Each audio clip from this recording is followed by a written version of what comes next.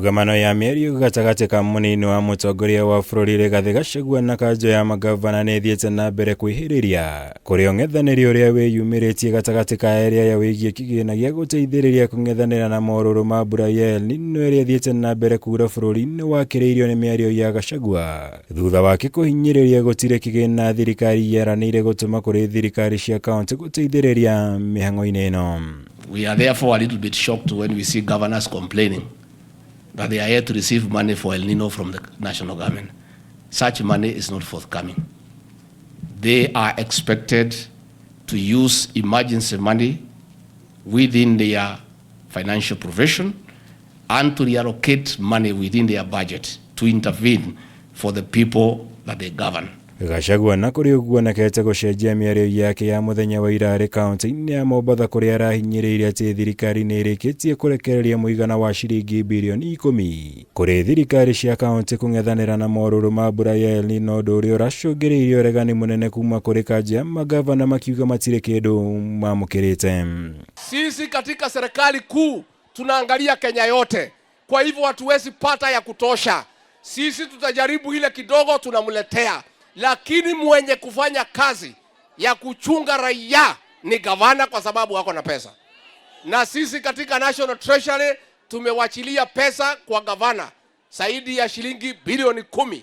Honestly, this is the time for national government also to ensure that counties receive all their equitable share. But also at the national level, we have resources for disaster preparedness and response. Why are we not receiving that money in our counties? That county governments have not received any allocation from the national government to go towards mitigation measures for El Nino. We did not agree anywhere that we'll give money to the counties for El Nino. So we want to make a clarification that whatever money the national government will apply will come from our end, from our part of the shareable revenue, and we expect the county governments also to look for resources within their allocation from the shareable revenue and from their own source revenue. Kũringana na kanjũ ya magavana thengia wa gũkorwo matamũkĩrĩte kĩgĩna gĩkĩ, thirikari nene ĩrĩ na thirĩ wa ciringi bilioni 62.5 iria matarĩ matũma kũrĩ makaunti kwa ihinda rĩa mĩeri 3 mĩhĩtũku, kũrĩa RIGATHI amathingatĩte kũhũthĩra kĩgĩna kĩa hinahi kĩa makaunti kwamba kũng'ethanĩra na morũrũ ma mbura ĩno, akiuga na thirikari nene ndĩrĩ na bajeti ya bangĩte ya kũng'ethanĩra na mbura ya El Nino. This is not the time to point fingers. This is not the time to make accusations. This is not the time for populist politics. This is the time to put our hands together and ensure that we reduce as much as possible the suffering of Kenyans. Even ourselves as a national government, we didn't have a budgetary allocation for El Nino.